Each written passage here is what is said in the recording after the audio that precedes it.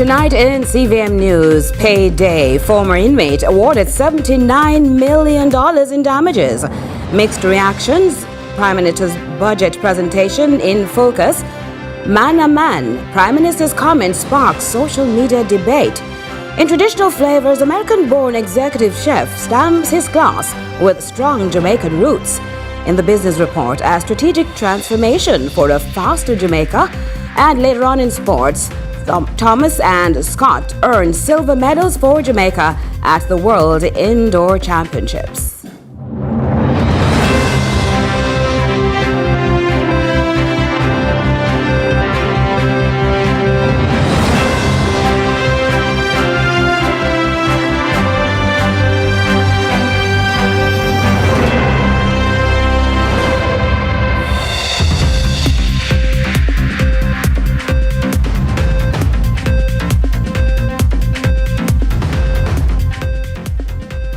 Hello from Kingston, Jamaica. This is CVM News at 7 for Friday, March 20, 2026. I'm Curlin Brown. Thanks so much for joining us. Up first this evening, the Supreme Court has awarded former inmate Raymond Morgan $79 million in damages for unconstitutional imprisonment after he served 2,504 days, or approximately 6.8 years longer than he should have. His attorney, Terence Williams, says this case and others should show lawmakers it's time to change the law. Giovanni Dennis has that follow-up. In February 2011, Raymond Morgan was convicted in the then resident magistrates court to 12 years in prison. King's Counsel Terence Williams, who represented Mr. Morgan in the later stages, explained that Mr. Morgan had, from the beginning, tried to appeal. He had filed his appeal, but through no fault of his, the appeal was not delivered to the correct office. And although he was in prison awaiting his appeal for many years, it was not heard. And when it came up to be heard, the court said his appeal had been deemed abandoned many years ago. Mr. Morgan then applied to the Privy Council, which granted him permission to appeal against the sentence which had been imposed on him, as it was much longer than a resident magistrate could impose by law. The case was sent back to the Jamaican Court of Appeal, which ruled that Mr. Morgan's constitutional right to liberty had been breached. To the Jamaica Court of Appeal, and the Jamaica Court of Appeal determined that he should have, his period that he served was excessive, and at the most he should have gotten a sentence which cumulatively would have meant that he spent 2,500 and odd days in prison, more than he ought to have. Supreme Court Judge Justice Wint Blair has now awarded Mr. Morgan $60 million to compensate for the prolonged extension of detention. She also awarded another $10 million in vindicatory damages to account for the seriousness of the breach of his constitutional rights to liberty, due process, and appellate review. The judge then awarded another $9 million in special damages to pay for his legal costs. It's a significant judgment, because Mr. Morgan is not the only person who has had to wait an inordinate period of time, an unreasonable period of time, before they can have their appeal argued. Others have had to wait long periods, and there are other cases, I'm sure, before the court on this point. Mr. Williams explained that a major reason for the delays in hearing appeals is because of delays in producing transcripts of the trials. The court can't do anything. The lawyers can't do anything until you get the record. The law also states that once an inmate appeals, the system stops counting the time they are serving. So suppose you have 10 years, a 10-year sentence. You appeal, you can sit there waiting 10 years, and the appeal doesn't come up, and none of the 10 years start to serve, because it stopped counting your time unless or until the judge says so. And the judge will not get a chance to say so until the record is ready. So persons are in great danger of serving practically the period of their sentence, and none of that counting towards their release from prison. Mr. Williams is calling for this aspect of the law to be changed. He also says it's time for the court to be properly resourced so transcripts can be produced quickly. Giovanni Dennis, CVM News. And still in court, the defense in the Clansman gang trial raised concerns about witnesses being exposed to the accused men before giving evidence, arguing the repeated sightings could prejudice the identification process, particularly in cases relying on doc identification. Carla Ramdeen continues to monitor that case. Gang trial defense attorney Danny Reed, who represents the accused Ryan Harrison, raised concerns about witnesses having sight of the accused men while they're escorted into and out of the courtroom. Reed said this happens at the start of the day, during lunch adjournment, and at the close of each session. She indicated that the repeated exposure could create prejudice, particularly in cases where witnesses are asked to make doc identifications, and requested that witnesses be kept in a separate area prior to giving evidence.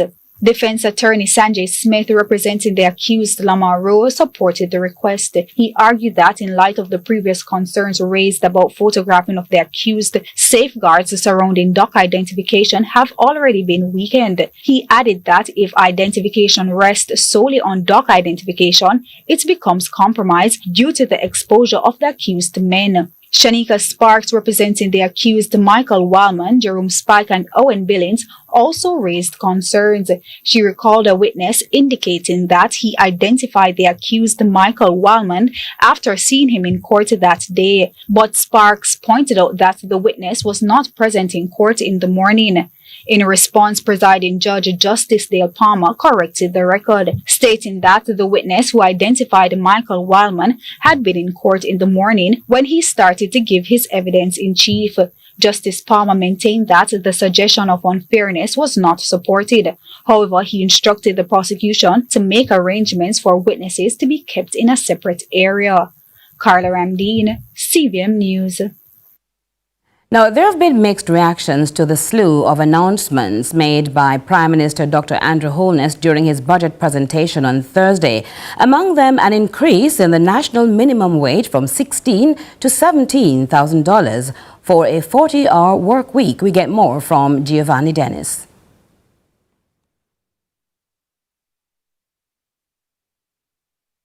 We're not quite ready for that. Well, the JLP's election campaign promised for a minimum wage increase of $18,500 in 2026. However, the Prime Minister said a phased increase had become necessary because of the economic damage caused by Hurricane Melissa.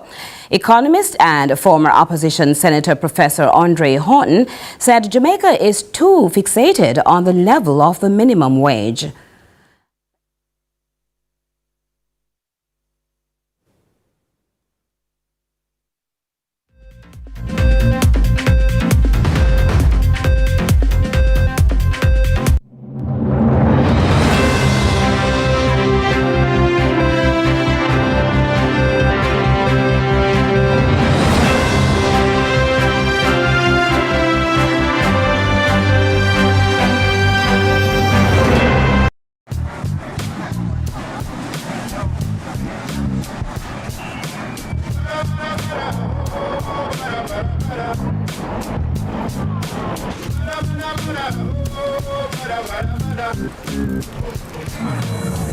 New KFC Saucy Wings. Hot and spicy wings tossed in our irresistible sauce. Available in sweet red chili and citrus chipotle barbecue. KFC, it's finger-licking good. Celebrate Marchmas at Quartz! Get up to 60% off from March 20 to 24 and up to 70% off on Christmas Day in March on March 25. Get that fridge, stove, lounge set, bedroom set, or smart TV you've been wanting. Marchmas at Quartz from March 20 to 25 with up to 70% off. Quartz, bringing value home. Conditions apply. I'm me the stylist, no scam and not style me. From the market to the farm to the office, money talk is everywhere. But are you making sense or nonsense? The Bank of Jamaica brings you common sense with BOJ. Real stories, real laughs, and real lessons to help you protect, grow, and manage your money. Mattress savings. At least my mattress, no charge me to sleep on it. Partner plan. Remember last year we needed our payouts early? But Miss Pam gave it to her cousin first. Or a sketchy loan flyer. Electrifying deals. See why making the right financial choices is pure common sense. Brought to you by Bank of Jamaica, empowering everyday Jamaicans one episode at a time. Grandpa, it's 2026. You can't keep hiding all your money in every single pocket forever.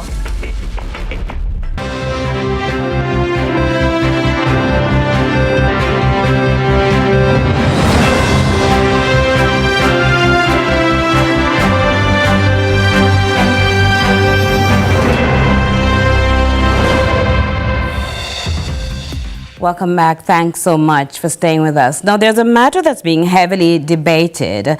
The Prime Minister's man-a-man, woman-is-woman comment in Parliament during his budget presentation. In a media release, advocacy group Equality for All Foundation says the Prime Minister's remarks risk deepening stigma against LGBT plus Jamaicans, the groups describing the remarks as unnecessary and misleading and a troubling oversimplification of human gender identity. Yes, there are things we must resist when it comes to our values. There are things that define us as Jamaicans that we're not going to change on those. Man is a man, woman is a woman. We're not going change on that. Now, joining us to discuss this is Executive Director, Equality for All Foundation, Glenroy Murray. Good evening, and thanks so much for joining us, sir. Good evening. Thank you for having me. Great. Now, many Jamaicans might agree with the Prime Minister's statements. Why do you have a problem with it? The problem that we have with the statement is the context in which it was said. The Prime Minister was talking about the foreign policy position of the country and how he has navigated that for the benefit of the country economically.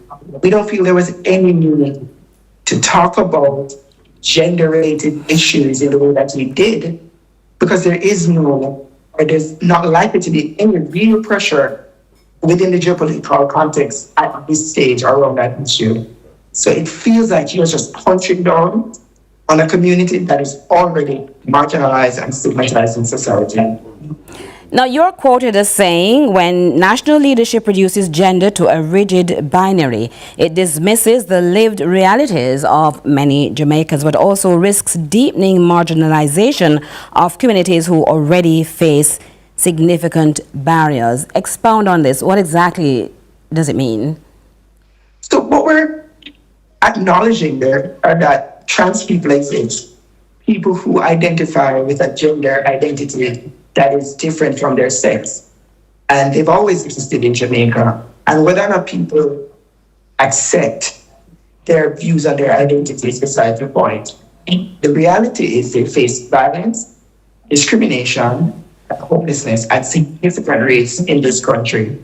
And so it is unhelpful for the Prime Minister to make those kinds of comments when he has done very little to address the material realities of that community.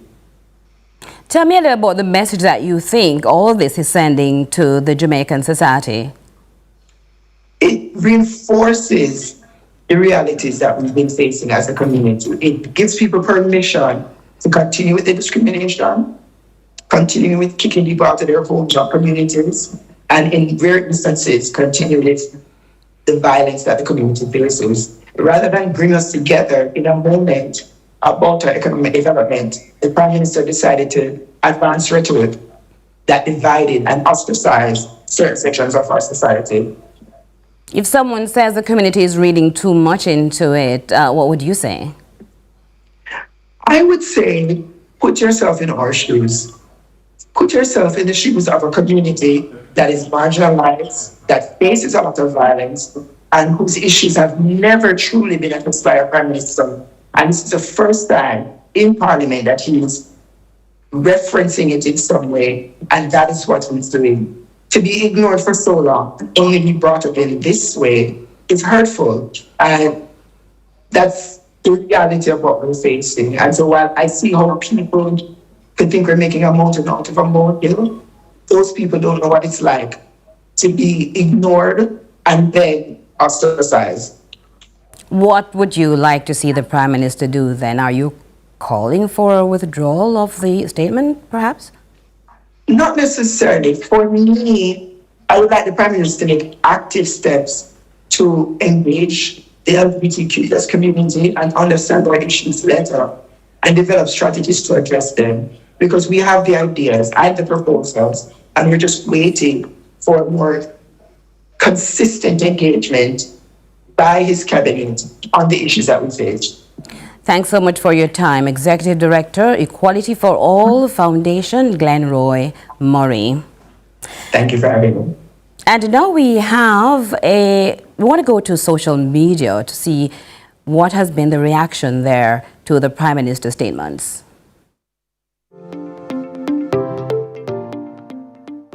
So, what's trending online today? Prime Minister Dr. Andrew Holness's assertion that gender is limited to male and female has sparked a firestorm of debate, with critics contending that his remark points to a shifting negative global climate directed towards the LGBTQ and gender non-conforming communities. Antoinette Aiken, a prominent Jamaican sign language interpreter and a prominent advocate for the deaf community, has waded into those dangerous shifting currents and encountered a steady torrent of abuse from social media users for appearing to endorse the Prime Minister's stance. Let's hear what you had to say. At lovely_bloom.ka comments, I don't see what the fuss is about. You're either born a man or a woman. At the interview, Coach J.A. says, so I only did want him say, woman a man and man a woman. At Will Ryan Wilson comments, no one is arguing about that fact. Most have already accepted that man is man and woman is woman remark.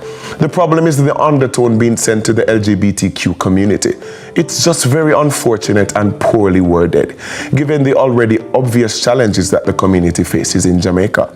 At Cat Lady 184 comments, Jamaicans are weirdly conservative for no reason. Like it's 2026, people can be and identify whatever they want to be. I'm Gen Z Jamaican American, so maybe I don't understand the point of tearing people down. But let people live their life. It's 2026. At Doreen Candice says, for those of you who have issues with your gender identity, take it upon yourselves. Don't push your foolish ideologies on people. Keep it to yourselves. And that's what's trending online today. Continue to share your thoughts with us on X at CVM TV and CVM_television on Instagram and Facebook. I'm Michael Paul. Thanks, Michael Paul. Stay with us. CVM News at 7 continues after this.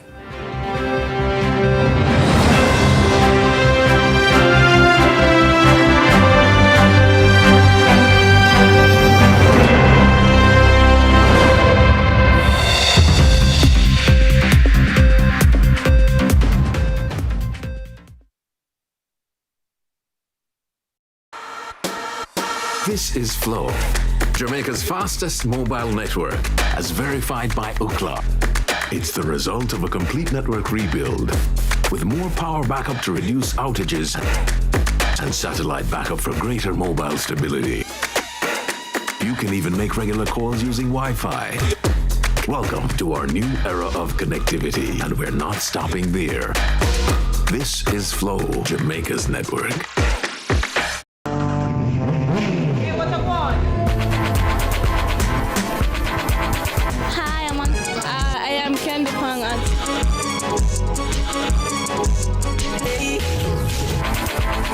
Watagwan. Watagwan. Datagwan. Watagwan. Watagwan. Watagwan. Mondays, Wednesdays, and Fridays at 8 a.m., 1:30 p.m., and 10 p.m. on CVM TV. Datagwan. Watagwan. Me and the stylist no scam and not style me. From the market to the farm to the office, money talk is everywhere. But are you making sense or nonsense? The Bank of Jamaica brings you common sense with BOJ. Real stories, real laughs, and real lessons to help you protect, grow, and manage your money. Mattress savings. At least my mattress no charge me for sleep on it. Partner plan. Remember last year we needed our payouts early? But Miss Pam gave it to her cousin first. Or a sketchy loan flyer. Electrifying deals. See why making the right financial choices is pure common sense. Brought to you by Bank of Jamaica, empowering everyday Jamaicans one episode at a time. Grandpa, it's 2026. You can't keep hiding all your money in every single pocket forever.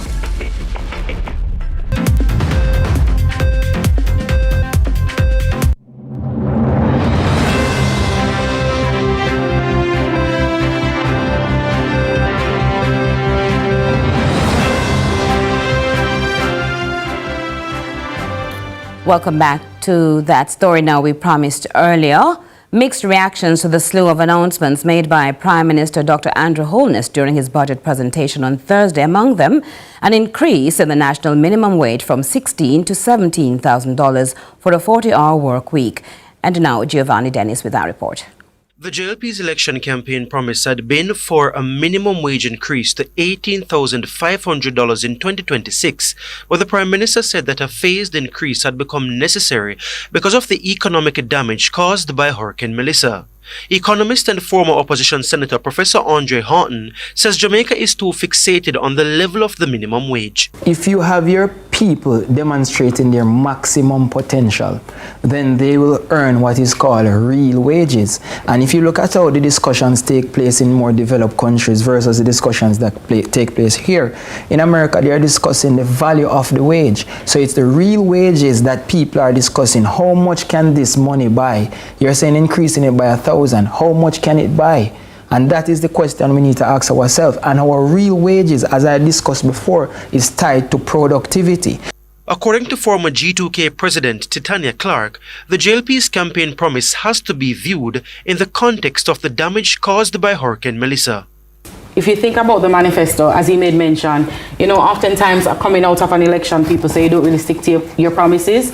I think this is one of those phased approach. We have to acknowledge what Melissa did. And so even though persons may be expecting the 18,500, at least there's an increase. And that is something that we have to consider in the, as I said, resurgence. There are so many things that Melissa would have impacted, but sticking to our promise and at least phasing it out is something that we have to acknowledge and see how it goes. Meanwhile, Mohan Beckford, executive member of the Micro, Small and Medium Enterprise MSME Alliance, said the needs of the workers have to be balanced with the difficulties facing small businesses. Understand that regular working Jamaicans are also feeling the pinch of the increase in cost. So increasing the minimum wage from that perspective is a good move. However, we cannot deny that micro, small and medium enterprises are going to feel it with the increase in payroll, with the increase in electricity, with the increase in operation, and even with the increase in taxes. The Prime Minister also announced that effective July 1, teachers, firefighters, nurses and members of the security forces with 5 to 10 years of service will benefit from a 1% interest rate reduction on National Housing Trust mortgages. Those workers with over 10 years service will be able to access a 2% interest rate reduction. 20% of NHT scheme houses will be reserved for Jamaicans under 35, and they will also be able to access an advance of $2 million to help with down payment for open market purchases. We want to ensure that even with a hurricane, your schools can continue because your teachers have secure housing. Your nurses don't have to be thinking about their roofs going or where they're sleeping because they can be a part of that emergency care. So it's important that we prioritize this sector. Professor Horton says it is a move in the right direction, but did not go far enough. When I think about the amount of resources that NHT have amassed over the last decade, 2 decades, 3 decades, they have significant contributions from nurses, teachers, doctors, and the average Jamaican. We have to have a housing plan. So we need to look at parishes and we need to see how much housing units St. James needs over the next 5 years, the next 10 years.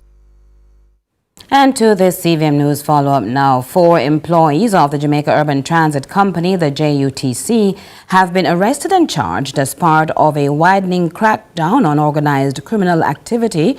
Detectives assigned to the National Strategic Anti-Gang Division, NSAD, within the Specialized Investigation Branch, the SIB, have arrested and charged 4 drivers employed by the JUTC. The drivers were apprehended in separate incidents for offences of embezzlement and failing to issue tickets to passengers. The accused have been identified as Keith Reed, otherwise called Miguel, 47, of Landui, St. Thomas, Colleen Reynolds, 50, of Cumberland, Portmore, St. Catherine, LaShawn Young, 43, of Waterford, Portmore, St. Catherine, and Javon Hassock, 27, of Eltham Park, also in Spanish Town, St. Catherine. Reports are between February and March this year. While performing their duties as bus drivers, they collected bus fares from passengers on behalf of the company. However, they failed to issue electronic receipts to account for the transactions. Investigations revealed upon completion of their shifts, the drivers failed to hand over the collected funds to the JUTC. A report was made to the police, which led to the drivers being arrested and charged.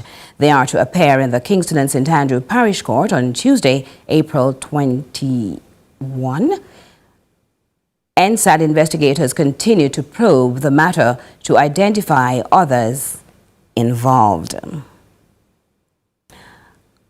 We're gonna change things up a bit now. It's time now for traditional flavors. Jamaicans' meals are known to stretch to feed a multitude of needs, if needs be, and still maintain that natural flavor. Now, if ever you doubted the flexibility of some of our staple starch and meats, pay keen attention to the delicate and exotic dishes prepared by an executive chef grounded in true island vibes.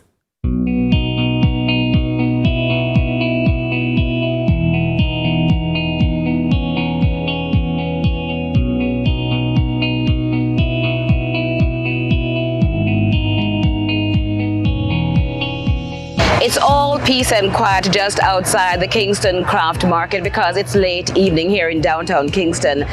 It's closed. And so I want to tell you what's taking place at this moment. If you turn with me towards the sea, you can see people heading towards that direction. That's because it's the first night, the return of the award-winning Jamaica Food and Drink Festival. The March 5 to 6 event was lit. Batch cooking and replating were inevitable. All the kitchens were steaming with vibes over blaring reggae beats. I can tell you 13 chefs are all doing what they do best. But traditional flavors have interest in chef. He's the guy right behind me there with that red wrap around his head. This is what you want to do, yeah? I mean, I cooked my birds before he came to the restaurant, and just have vibe out, and this is what we're about, bringing people together. You see everybody, you understand? Good vibes, great food, all our local them is just supporting us. And, you know, just coming back home means so much to me. So, you know, it's something to see some of my friends and family who I've never cooked for. You understand me? And see me in action. As the head of restaurants, he seems to have eyes all over. Don't do too much. We only have a little bit, so just save some more. Take a little bit off. So we have an oxtail pave, which is thin sliced cassava that we baked in the oven with some coconut milk for about 2.5 hours, some smoked Parmesan cheese, and then we fry it, you know, to give it that nice crispness. Then we have like a potato foam, and then we have some braised oxtail on top. Also on the menu, as if to make his host Scotiabank red hot color even brighter, Scotch bonnet poached lobster with a callaloo gnocchi and a Scotch bonnet bird block sauce or a nice creamy sauce to finish off the dish. And then last but not least, we have our oysters. It's a retake on oyster Rockefeller. In America, it comes with spinach, bacon, Parmesan cheese. So what we do, the Scotch bonnet butter, then we have callaloo on top, and then the smoked Parmesan cheese and some smoked paprika pepper to finish it off. He does not disguise his love for cassava from yard. I can eat it all day. You understand? I never get tired of it. Never. Not one time. Especially for breakfast with callaloo. Give me that and some boiled food, and I'm good. Chef Scotty Innes Jr. may not be Jamaican born, but he's strongly rooted, which no doubt gives him the edge. Not only has he mastered, but he has elevated traditional methods of professional cooking to now be rated among the best. This alumnus of the Cordon Bleu College of Culinary Arts of Atlanta is prominent but humble and always remembers the extra inspiration in his dishes, grandmother's cooking. Food is a love language. A lot of people might not understand. Traced back to a small community in the West. Montreal, Hanover, K-Valley. Yes, really. Yes, it's done already. Are the best parish.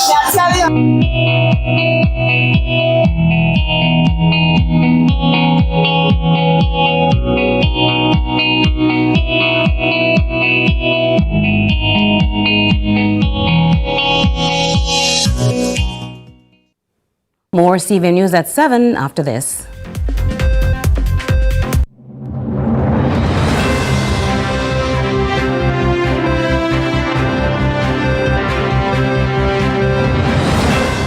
At Jackden Medical Services, expert care is never out of reach. We provide advanced cancer treatment, safe, high-quality dialysis, trusted ophthalmology services, and comprehensive cardiology care. Plus fast, reliable results from our Suma lab, all at unbeatable prices. Call us, visit our website, or message us on social media. Jackden Medical Services, affordable, world-class. New KFC Saucy Wings. Available in sweet red chili and citrus chipotle barbecue. KFC, it's finger licking good. The time by KFC is 7:30. Let's delve deep into the issues. We'll take you beneath the surface. Greetings and salutations. My name is Orville Higgins and it's another edition of Fan Central. Talking to the people at the heart of the top sporting stories. Hear from your favorite sportsmen and women and the administrators who work tirelessly to make it all happen. It's a live sports talk. I've written an entire article. Yeah. Looking at all the major issues every Tuesday at 9 p.m. It's Fan Central.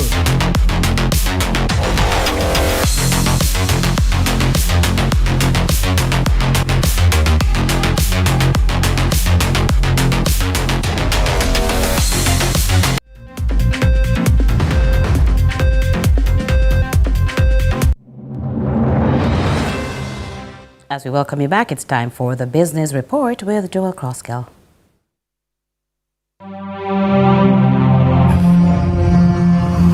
Lots to purvey to you in the Business Report today. As Prime Minister Dr. Andrew Holness, during his contribution to the ongoing budget debate, was able to pinpoint the focus of a problem that has plagued Jamaican development for decades. We must, as a country, confront an uncomfortable reality. While Jamaica has built one of the most credible macroeconomic frameworks in the developing world, the execution of large investment projects too often moves at a pace that belongs in another era. In today's global economy, capital is highly mobile, and investors compare jurisdictions not only on stability and incentives, but on speed of decision-making and certainty of execution. As a result, two powerful and complementary reforms are being advanced. One focused on how Jamaica builds public infrastructure, and the other on how Jamaica attracts and accelerates transformational private investment potentials, beginning with the establishment of the National Reconstruction and Resilience Authority, NARA. NARA is not only about project delivery, it is about project networking to create new economies in areas impacted by the disaster and to introduce the greatest expansion of our economy in the shortest period of time in our history. NARA will function as a single point of national coordination, eliminating the fragmentation and delay. Operating as a platform for public-private partnership structured to crowd in private capital alongside public investment. We will use a similar model for NARA called Jamrock that is Jamaica Reconstruction and Resilience Oversight Committee. And I'm pleased to announce that JAMROC will be chaired by Professor Peter Blair Henry, a son of Jamaica, who is currently a senior fellow at Stanford University's Hoover Institution. He is a vice chair of the National Bureau of Economic Research. And I hear somebody say an academic, but listen to this part of it. A member of the boards of Citigroup and Nike. A complementary reform to NARA addresses investment attraction, the introduction of a new framework called Fast Jamaica, the facilitated acceleration of strategic transformation as part of Jamaica's national growth inducement strategy through investment. Fast Jamaica will establish a dedicated pathway to fast-track strategic priority investment projects critical to Jamaica's economic transformation, particularly those with an investment value of US $150 million or more that can commence implementation within a year and could be integrated into the NARA network of projects.